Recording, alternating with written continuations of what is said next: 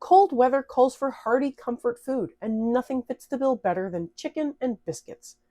This casserole comes together quickly, then simmers away in the oven until it's warm, filling, and exactly what you want on a chilly day. Hi friend, come on in. Is it starting to cool down where you are? It certainly has been chilly here lately, and this dish really hits the spot. Let's make this cozy classic together.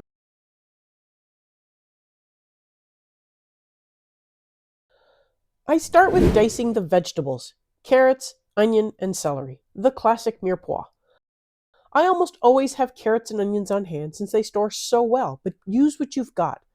Celery, peas, even frozen corn all work here.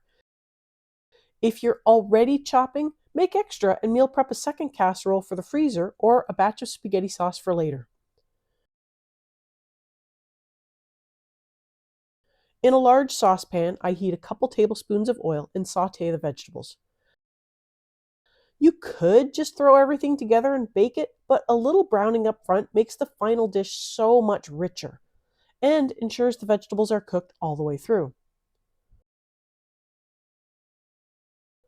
While the veggies soften, I prep my chicken. I'm using one chicken breast to make a small casserole, about 4 portions. The biscuits really help stretch this dish, but you can add more meat if you'd like a larger or more hearty meal. Swap in leftover or rotisserie chicken to make this dish even faster. For my chicken, I want to make sure I remove any fat and cube it into roughly bite-sized pieces. Once the vegetables are tender, I push them to the edges and add the chicken right in the pan. It just needs a little color, adding to the flavor we are building. Don't worry about cooking it all the way through. It'll finish cooking in the oven. While that browns, I mix 1 cup of milk with a 1/4 cup of flour. Getting the lumps out now saves you grief later, but if it appears too lumpy, run it through a strainer when you add it to the pan. When the chicken has a bit of color, I add garlic, salt, pepper, and thyme. Let the spices bloom for about 30 seconds, then stir in a cup of chicken stock, scraping up the browned bits, followed by the milk mixture. Give that a good stir, lower the heat, and let it thicken while we make the biscuits. I have a full video with more details on making these no-chill biscuits, linked above and in the show notes, but here's a quick overview. For a half batch, I combine 2 cups of flour with half a tablespoon of sugar, half a teaspoon of salt, and 4 teaspoons of baking powder. Cut in a 1/4 cup lard until it looks like coarse oatmeal, then stir in half a cup of milk.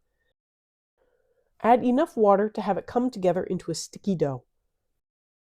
Pat it out, fold once or twice for layers, then cut into 9 squares. Back to the filling. Check the thickness and adjust with more broth if it's too thick. Now is the time to taste the filling and adjust the seasoning. Personally, I love pepper, so I added more. Now's the perfect time to add frozen peas or corn if you like. If you are using an oven-safe pan, add the biscuits. Otherwise, transfer to a baking dish, then top with the biscuits.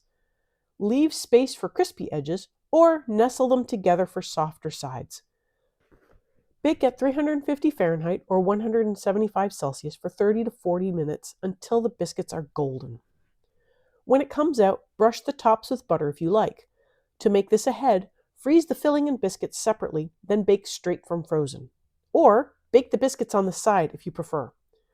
This is hearty, simple food that warms you through like a hug in a bowl. If you'd like a free plus printable recipe sheet, grab it from the link below. And if you enjoy learning how to turn pantry staples into comforting meals, hit that subscribe button. I've got more recipes on the way. Thanks for hanging out with me today.